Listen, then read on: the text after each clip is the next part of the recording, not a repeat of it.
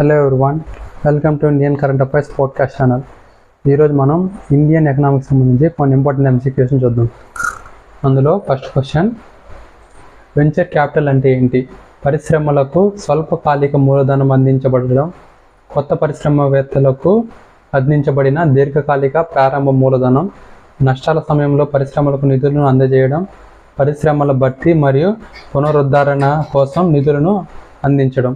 So venture capital అంటే ఏంటంటే long term capital అనమాట. సో కొత్త పరిశ్రమ స్టార్టప్స్కి అందించబడే దీర్ఘకాలిక ప్రారంభ మూలధనం అనమాట. So second option is the right answer. Venture capital అనేది అధిక వృద్ధి సామర్థ్యాన్ని చూపే స్టార్టప్లు మరియు అభివృద్ధి చెందుతున్న కంపెనీలకు అందించిన నిధులను సూచిస్తుంది.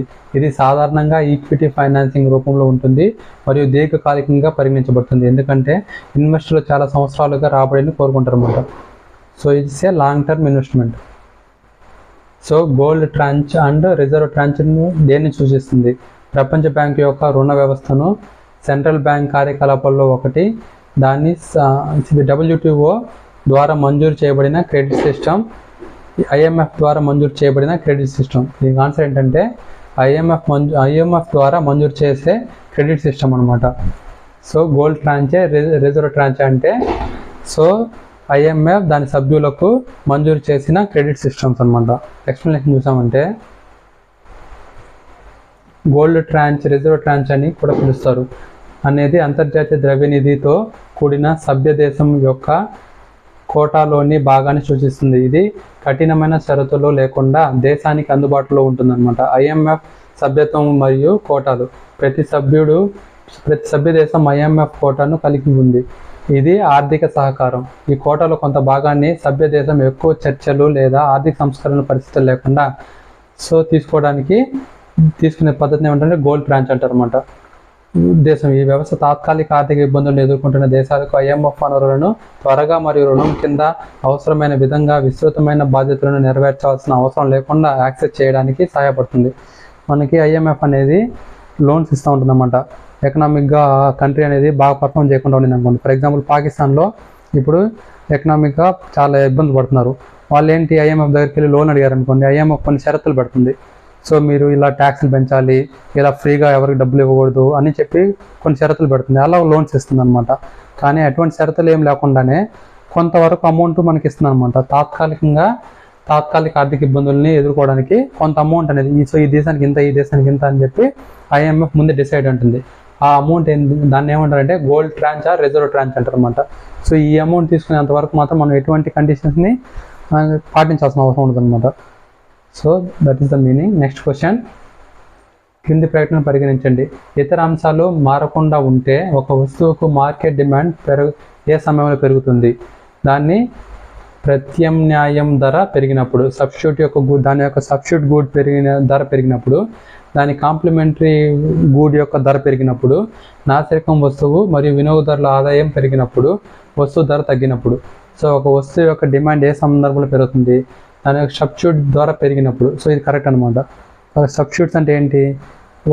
ఏదైనా 2 గూడ్స్ తీసుకున్నాం అనుకో, దీనికి సబ్స్టిట్యూట్ అంటే మీనింగ్ ఏంటంటే ఏదో ఒక గూడ్ని మనం వాడచ్చు అనమాట. ఏదో ఒక వస్తువుని వాడచ్చు రెండిట్లో. ఫర్ ఎగ్జాంపుల్ టీ, కాఫీ అనుకోండి, మనం టీ అయినా తాగొచ్చు, కాఫీ అయినా తాగొచ్చు. సో రెండిట్లో ఏదో ఒకటే కొనుక్కుంటాం అనమాట. అంటే ఒకటి ఇంకో దానికి సబ్స్టిట్యూట్ అనమాట. సో ఫర్ ఎగ్జాంపుల్ ఇక్కడ ఇచ్చిన వస్తువు కాఫీ అనుకుందాం, ఇక్కడ సబ్స్టిట్యూట్ వచ్చి టీ అనుకుంటే, ఇప్పుడు టీ కాస్ట్ పెరిగింది అన్నారు.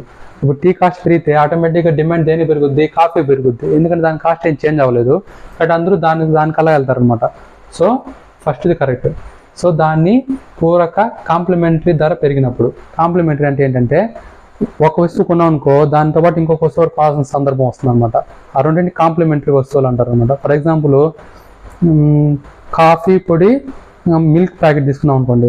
కాఫీ పొడి కొనుక్కున్నామంటే మిల్క్తోనే కాఫీ వాడుకుంటాం, కాబట్టి మిల్క్ ఆ రెండు కూడా కాంప్లిమెంటరీ అవుతాయి అనమాట. సో ఇప్పుడు కాఫీ కాస్ట్ పెరిగింది అనుకోండి, మిల్క్ మనం కొనడం తగ్గిస్తాం అనమాట. సో అంటే ఏంటి, ఇప్పుడు కాంప్లిమెంటరీ ధర పెరిగిందనుకో వస్తువు యొక్క డిమాండ్ కూడా తగ్గుతుంది అనమాట. సో ఇది తప్పు వస్తుంది. నెక్స్ట్ వచ్చి నాసి రకం వస్తువులు మరియు వినియోగదారుల ఆదాయం పెరిగినప్పుడు. మనం ఇప్పుడు ఫర్ ఎగ్జాంపుల్ మనకి జీతం తక్కువ, అంటే డబ్బులు తక్కువ ఉన్నాయి, అప్పుడు ఏం చేస్తారంటే నాసి రకం వస్తువులు కొనుక్కుంటూ ఉంటారు.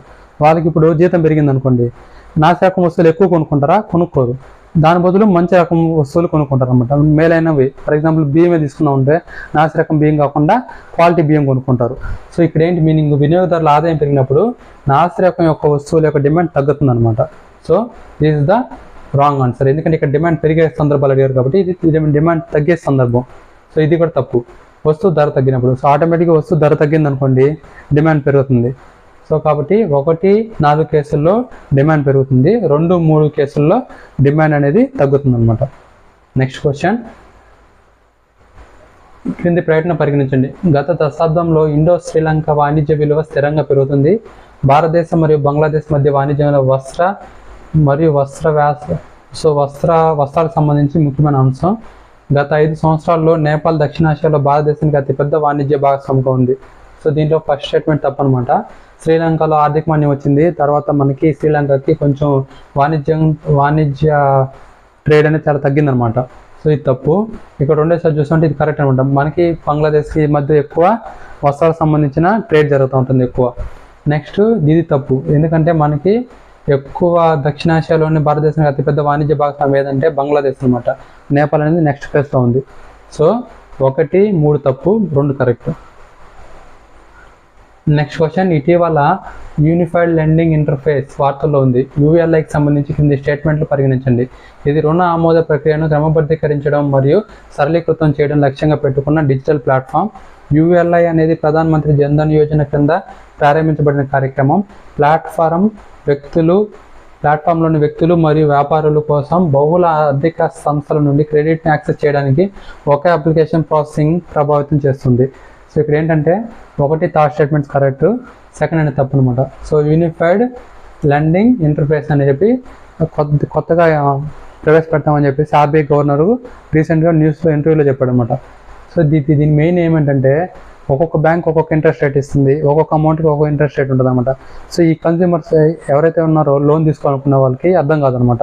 చాలామంది మోసపోతూ ఉంటారు ఆ టర్మ్స్ అండ్ కండిషన్ అర్థం కాకుండా. అలా కాకుండా యూనిఫైడ్ ఇంటర్ఫేస్ అంటే ఒకే ఇంటర్ఫేస్లో సో ఏ బ్యాంక్ ఎంతెంత లోన్ ఇస్తుంది, ఎంతెంత ఇంట్రెస్ట్ రేట్ ఉంటుంది అన్నీ అక్కడ మెన్షన్ చేస్తారనమాట. దానివల్ల ఏమవుద్ది, కన్స్యూమర్కి ఈజీగా ఏదో దాన్ని చూస్ చేసేదానికి అవకాశం ఉంటుంది అనమాట. అందువల్ల చాలా బెనిఫిట్స్ ఉంటాయి అనమాట. So 1, 3 correct answer.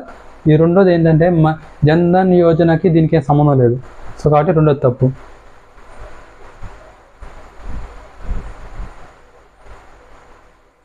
అండమాన్ మరియు నికోబార్ దీవుల ఇంటిగ్రేటెడ్ డెవలప్మెంట్ కార్పొరేషన్కి సంబంధించి కింది ప్రకటన పరిగణించండి. సో ఇది న్యూస్లో ఉందన్నమాట. ఎందుకంటే అండమాన్ అండ్ నికోబార్లో భారతదేశ గవర్నమెంట్ ఏం చేయాలనుకుంటుందంటే బాగా డెవలప్ చేయాలి ఎకనామిక్ కానీ ప్లాన్ చేస్తుంది అనమాట. కానీ కొంతమంది దాన్ని వ్యతిరేకిస్తున్నారు, ఎందుకంటే పర్యావరణానికి ఇబ్బంది కలుగుతుంది అలా ఎకనామిక్ యాక్టివిటీస్ అన్ని చేస్తే అని. కానీ అలా ఎకనామిక్ యాక్టివిటీస్ చేసేదానికి మెయిన్గా ఉపయోగపడే సంస్థ ఏదంటే అక్కడ అండమాన్ మరియు నికోబార్ దీవుల ఇంటిగ్రేటెడ్ డెవలప్మెంట్ కార్పొరేషన్ అనమాట, ANIIDCO. సో దీని గురించి ముందు మనం బాగా తెలుసుకోవాలన్నమాట. సో ANIIDCO అనేది కంపెనీల చట్టం 1956 ప్రకారం స్థాపించబడిన ప్రభుత్వ రంగ సంస్థ అని అడిగారు. సో ఈ స్టేట్మెంట్ కరెక్ట్ అనమాట, ఇది correct. So it is a public undertaking unit అనమాట. సో నెక్స్ట్ ఏంటంటే ఇది కేంద్రపాలిత ప్రాంతంలో హోటళ్ళు, రెస్టారెంట్లు ఏర్పాటు చేయడం మరియు దాని ద్వారా పర్యాటకాన్ని ప్రోత్సహించడం మరియు మద్యం విక్రయాలను నియంత్రిస్తుంది. సో ఇవన్నీ కూడా దీని యొక్క పని అనమాట. సో ఇవన్నిటిని కూడా ఈ అండమాన్ నికోబార్లో దీవుల్లో ఈ పని చేసే బాధ్యత దీనిదే అనమాట. సో ఇది కరెక్టే. రెండోది నిత్యావసర వస్తువులు సరఫరా చేయడంలో కొబ్బరి, అరచక్కయ వంటి ఉద్యానవన ఉత్పత్తులను ఎగుమతి చేయడంలో ప్రోత్సహించడం మరియు సేంద్రియ వ్యవసాయ పద్ధతులు మద్దతు ఇవ్వడంలో కార్పొరేషన్ కీలక పాత్ర పోషిస్తుంది. ఇది కూడా కరెక్ట్ అనమాట. So it is one of the duty of ANIIDCO. So ఇక్కడ 4 చూస్తుంటే కేంద్రపాలిత ప్రాంతంలోని ఓడరేవులు మరియు విమానాశ్రయాలతో సహా రవాణా మౌలిక సదుపాయాల నిర్వహణ పూర్తి బాధ్యత ఇదే వహిస్తుందని చెప్పారు, కానీ తప్పు అనమాట. సో ఇది ఎవరెవరితో బాధ్యత ఉంటుందంటే ఇది ఇక్కడ మనకి పోర్ట్ ట్రస్ట్ అథారిటీ, తర్వాత అంతేకాకుండా ఎయిర్పోర్ట్స్ అథారిటీ ఆఫ్ ఇండియా, వీటితో భాగస్వామ్యంలో చేస్తుంది తప్ప సోలోలీ ఇది ఒక్కటే చేయదనమాట, ఇది ఒక్కటే చేయదు. So it's depends on them అనమాట. సో ఇది పారిశ్రామిక ఎస్టేట్ల అభివృద్ధి, తయారీ యూనిట్లను ప్రోత్సహించడం మరియు డీప్ సీ ఫిషింగ్ కార్యక్రమాలు నిర్వహించడంలో కూడా పాల్గొంటుందని చెప్పాడు. ఇది కూడా కరెక్ట్ స్టేట్మెంట్ అన్నాడు. సో 1, 2, 3, 5 అనేటివి సో దీని యొక్క డ్యూటీస్ అనమాట. సో 4వ తప్పు. ఎరువులను సంబంధించి క్రింది ప్రకటనలను పరిశీలించండి. సో ఫర్టిలైజర్స్ గురించి అడుగుతున్నారు. ఫర్టిలైజర్స్పై సబ్సిడీలను వ్యవసాయ మంత్రిత్వ శాఖ నిర్వహిస్తుంది. భారతదేశంలో యూరియా, ఎంఓపి మరియు డిఏపి ఉత్పత్తి చేస్తుంది. అయితే ఈ మూడింటికి ఉన్న డిమాండ్కు ఉత్పత్తి తక్కువగా ఉంటుంది. ఇఫ్కో ఒక సహకార సంస్థ మరియు ద్రవ యూరియాను, లిక్విడ్ యూరియాను ఉత్పత్తి చేయడంలో ప్రపంచంలోనే మొట్టమొదటిది. సో ఫెర్టిలైజర్స్ గురించి ఫస్ట్ స్టేట్మెంట్ తప్పు అనమాట. ఎందుకు? ఎరువులపై సబ్సిడీని ఎవరు ఇస్తారంటే ministry of chemicals and fertilisers, not ministry of agriculture. So first statement తప్పు అనమాట. ఇక్కడ రెండో చూసామంటే భారతదేశంలో యూరియా, డిఏపి ఉత్పత్తి అవుతుంది, కానీ సరిపడంతా ఉత్పత్తి అవడం లేదు. మిగిలిన ఎంత సరిపోదో దాన్నంతా మనం ఇంపోర్ట్ చేసుకుంటున్నాం. కానీ ఎంఓపి అనేది పూర్తిగా మనం తయారీ చేయడం లేదన్నమాట, 100% ఇంపోర్ట్ చేసుకుంటున్నాం. ఇక్కడ ఏమన్నాడంటే అన్నిటినీ ఉత్పత్తి చేస్తామని చెప్పారు, కానీ తప్పు. ఎంఓపి మనం తయారు చేయడం లేదు. ఇఫ్కో అనేది కరెక్ట్ అనమాట. ఇఫ్కో లిక్విడ్ యూరియాని ప్రపంచంలో మొదటిసారిగా తయారు చేసిన ఒక సహకార సంస్థ అనమాట. రసాయనాలు మరియు ఎరువుల మంత్రిత్వ శాఖ 100% ఎంఓపి దిగుమతి చేసుకుంటున్నాం మనం. సో మ్యూరేట్ ఆఫ్ పొటాష్ అనేదాన్ని మనం 100% చేసుకున్నాం. ఇక్కడ నెక్స్ట్ ఆహార భద్రత చట్టం ప్రజా పంపిణీ వ్యవస్థలో లీకేజీలను తగ్గించడానికి దోహదపడిందని ఇటీవల డేటా సూచిస్తుంది. నివేదికల ప్రకారం వివిధ చర్యలను ప్రవేశపెట్టడం వల్ల లీకేజీలు 40% నుండి 20% వరకు తగ్గాయి. ఈ ఫలితాన్ని సాధించడంలో FSIA ప్రవేశపెట్టిన కింది మెకానిజంలో ఏది అత్యంత ప్రభావవంతంగా ఉంది? రేషన్ కార్డులు మరియు లబ్ధిదారులు డేటాబేస్ను డిజిటలైజేషన్ చేయడం వలన, లబ్ధిదారులకు బయోమెట్రిక్ ప్రమాణీకరణ అమలు చేయడం వలన, సబ్సిడీ ఆహార పదార్థాల జాబితా విస్తరించడం వలన, సరసమైన ధరలకు దుకాణాల సంఖ్య పెంచడం వల్ల. సో ఏంటిది? ఫెయిర్ ప్రైజ్ షాప్ని పెంచడం వల్ల. సో ఈ నాలుగుట్లో దేనివల్ల మనం ఈ లీకేజీని తగ్గించగలుగుతున్నాం అంటే ఆన్సర్ ఏంటంటే లబ్ధిదారులకు బయోమెట్రిక్ ప్రమాణీకరణ అమలు చేయడం అనమాట. సో ఇంతకుముందు అయితే మనకి ఇలా బయోమెట్రిక్ వేసుకొని రేషన్ ఇచ్చేవాళ్ళు కాదనమాట. డైరెక్ట్గా పోవడం, రేషన్ కార్డు చూపించడం, ఇచ్చేసినాం అని చెప్పడం అనమాట. సో ఇక్కడ ఏమవుతుందంటే ఎక్కువ లీకేజ్ జరుగుతుంటుంది. వాళ్ళకి ఇస్తామని చెప్పి వాళ్ళ పేరు రాసేసేది, ఎవరైతే రారో వాళ్ళ పేరు రాసేస్తారు, వాళ్ళకి ఇచ్చేస్తామని చెప్పేస్తున్నారు. కానీ ఇప్పుడు ఏమైందంటే బయోమెట్రిక్ వేసుకుంటున్నారు. సో బయోమెట్రిక్ వేయడం వల్ల, ఆధార్ లింక్ చేయడం వల్ల, బయోమెట్రిక్ వేసుకోవడం వల్ల సో కరెక్ట్ పర్సన్ బెనిఫిషియరీ వచ్చాడో లేదో తెలుస్తుంది, లీకేజ్ అనేది జరగడం లేదనమాట. So B is the right answer. So this is the end of today's class. Thank you very much for watching.